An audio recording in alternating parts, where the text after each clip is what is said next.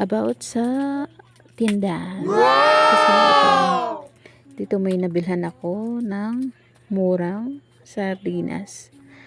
Alam niyo ba kung saan ko nabili yan? Dito lang naman po sa TikTok.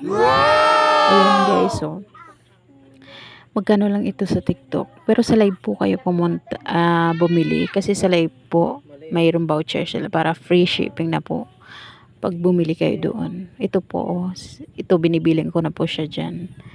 Mga 30 pieces po yan lahat. Kasi 15 pieces yung red at saka 15 pieces din yung green.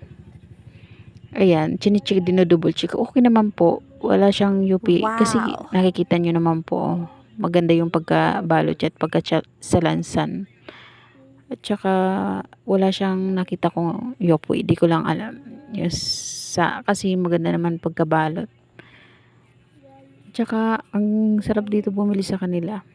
Kasi sa TikTok mayroon na silang sa talaga factory ng Mega Sardines. Wow!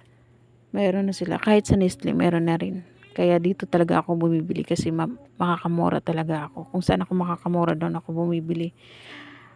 At saka okay siya for goods. Kasi yung expiration niya, makikita nyo po yan sa dulo. Ito po yung expiration niya. 2027 pa. Ang tagal pa, diba? Kaya para sa mga tindahan talagang worth it to.